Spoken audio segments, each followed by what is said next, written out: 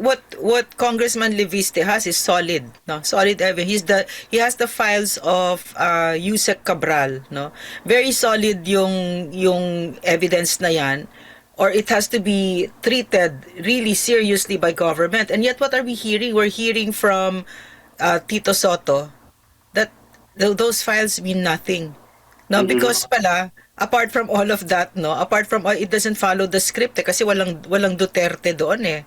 No, walang insertions ang mga Duterte. Hindi talaga corrupt ang mga Duterte. Tama.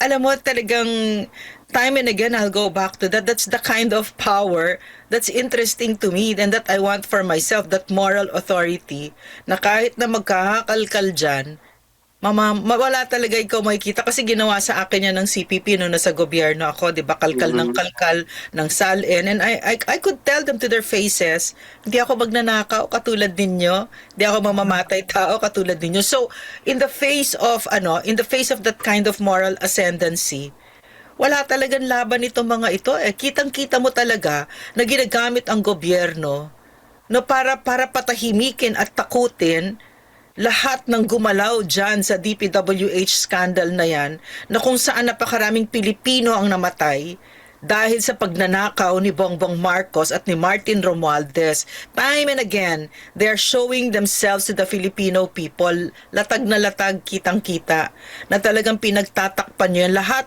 Lahat ipepreso ninyo, kakasuhan ninyo.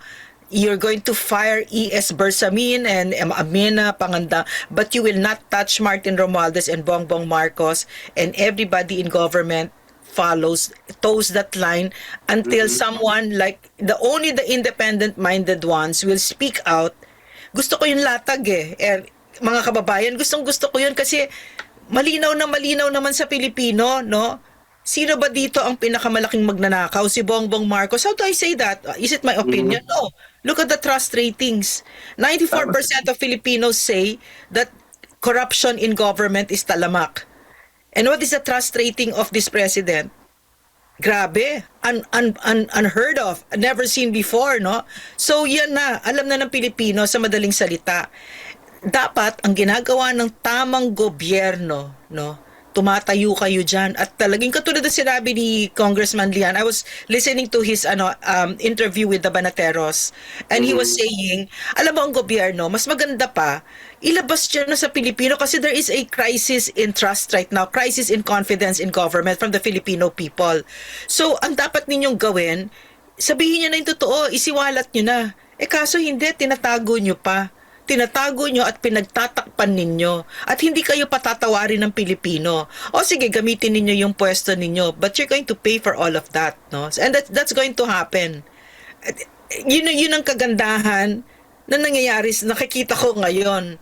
Bukong-buko kayo kung sino kayo at anong ginagawa ninyo. Ngayon, kung ang kakapal ng mga mukha ninyo at tuloy-tuloy pa rin kayo, sige, desisyon nyo yan, di ba?